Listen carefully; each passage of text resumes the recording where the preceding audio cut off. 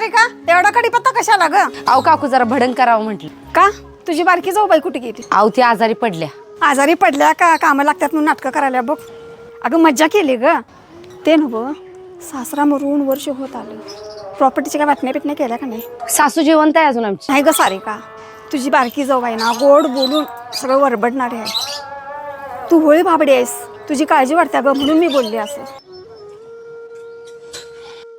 अच्छा काकू एक वर्ष झालं ना तुमच्या पोरगीचं लग्न होऊन आणि मध्ये काहीतरी दुसऱ्यासोबत सापडली म्हणे नवऱ्याला. मग नवऱ्यानं सोडलं म्हणे ते मारून बिरून काहीतरी इकडेच होती की माहेरात.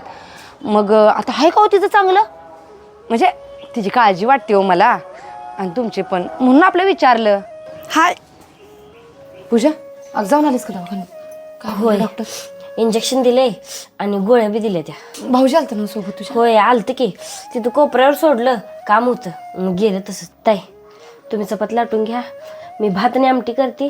पोरांचा डबा बी द्यायचा आहे. लय शानेस अंगात जीवनाने चाललं स्वयंपाक करायला. मी करते सगळं, तू आराम कर गप. होय ताई तुम्हाला बी वाटते काय मी आजारपणाची नाटकं करत्या आणि मला प्रॉपर्टीची हवा आहे? आता हे आणि काय नवीन खूळ डोक्यात घेतलंस? काय जण असतात की आग लावणारी कान भरणारे, त्यामुळे भीती वाटते हो. ह्या कान भरणाऱ्यामुळं प्रभू श्रीरामांना वनवासाला जायला लागलं. कान भरणाऱ्या त्या शकुनी मामामुळं अख्खं महाभारत घडलं. हे कानातलं विष जेव्हा माणसाच्या मनात जाते की नाही त्यावेळेला लई जवळची नाती सुद्धा कायमची तुटतात ग. एकमेकांच्या तोंड आयुष्यभर मरेपर्यंत बघत नाहीत. कितीतरी भाऊ कायमचं लांब झालं, जावा जावा तुटल्या. कितीतरी हसणारी खेळणारी कुटुंब उद्ध्वस्त झाली आणि ती फक्त आणि फक्त कान भरणाऱ्यांमुळं. ते खरं आहे का खोटं आहे हे जाणून घ्यायला सुद्धा माणूस जात नाही.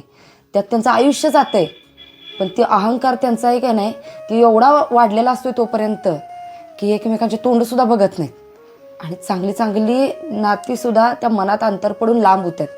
आणि ते विष असं आहे का नाही त्याचा जगात कुठंसुद्धा त्याचा इलाज नाही बघ. त्यामुळं आयुष्यात काय बी कर पण हे कान भरणारे जे असतात का नाही त्यांच्यापासून तेवढी लांब राहा. आणि तुला जरी कधी काय वाटलं का नाही तर डायरेक्ट मला येऊन विचार, मी आहे की तुझ्या संग. आणि उरतोय प्रश्न या प्रॉपर्टीचा आणि हिश्श्याचा. अगे हे काय आपण उरावर घेऊन जाणार आहे वेग आणि त्याचा विचार करून हाय त्या नात्यात अंतर पाडायचं, एकमेकीचे तोंड बघायचे नाही, तीच मनात कुजवत ठेवायचं. ह्याच्यापेक्षा सुखासुखी जोवर आपण जिवंत आहे का नाही तोवर एकमेकींना समजून घेऊ, एकमेकींचा आधार बनवू, सुखादुखात एकमेकींच्या सोबत उभं राहू. बरोबर बोलताय होताय तुम्ही. मी बी लोकांचं ऐकून माझा एवढा चांगला संसार कवाच मोडला असता. मला लवकर बुद्धी सुचली म्हणून बरं झालं. आता मी बी तुमच्यावानी नाही कोण काय माझं कान भरायला लागलं तीच त्याला तोंडावर बोलते म्हणजे परत ती मला बोलायचं धाडसच करणार.